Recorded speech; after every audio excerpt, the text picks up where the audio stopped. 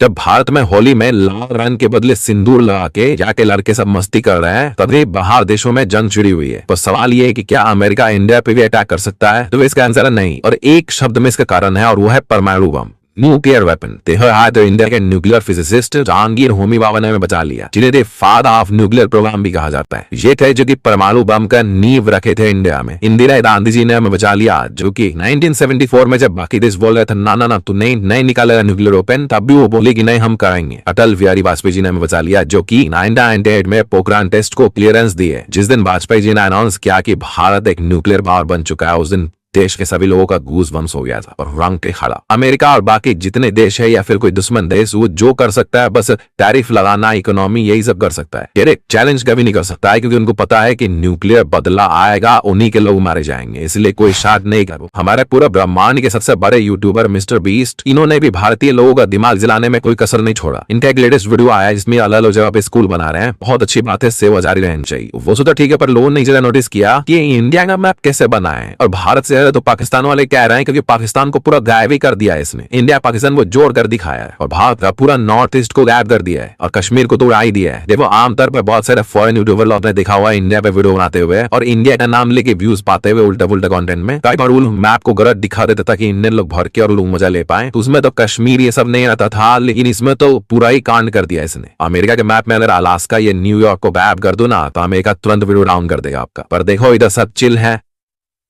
America चाहे तो 2 घंटे में पूरा भारत को ठप कर सकता है, ऐसा खानसर ने कहा था। तो मान लो अमेरिका ने भारत पे अटैक कर दिया, तो अब होगा क्या? तेरा जंग तो शुरू हो गए हैं। क्या है कि अब भारत वो 1970 वाला भारत नहीं रहा। इंडिया वापस तुरंत रिटेलिएट करेगा, और भारत और रूस के एग्रीमेंट के तहत पुतिन तुरंत वहां से जहाज भेजना शुरू कर देंगे, और उधर हमारा पड़ोसी पाकिस्तान सपोर्ट करेगा अमेरिका को, और पूरा विश्व ना एक खबर फाइनल लगेगी कि पड़ोसी से तबाह करने के लिए उत्सुक है। कुछ घंटे के अंदर अमेरिका इंडिया में जीमेल, यूट्यूब, फॉरेन सर्विसेज सब बंद कर देंगे। इंडिया का स्टॉक मार्केट 30 से 40% गिर जाएगा एक ही हफ्ते में। अमेरिका कह रहा है हमारे पास 3700 न्यूक्लियर वेपन है, हमारे पास 4300 है, और इसलिए न्यूक्लियर वार नहीं होगा, क्योंकि साथ है परमाणु बम ब्लास्ट होगा तो पूरा धरती खत्म हो जाएगा। एशिया के देश जैसे इंडोनेशिया, सिंगापुर सब भारत के साथ होंगे, और क्योंकि भारत की सेना बिजी होगी तो इस मौके का फायदा उठाते हुए चाइनीज आर्मी अरुणाचल पे कब्जा करने आ जाएगी। तभी फिर हमारी रशिया की सेना कहेगी क्या है तू लोग निकल रहा है ऐसे, फिर लास्ट में वॉर सब खत्म हो जाएगा। एनसीईआरटी की किताब में इसका बारे में पढ़ाया जाएगा।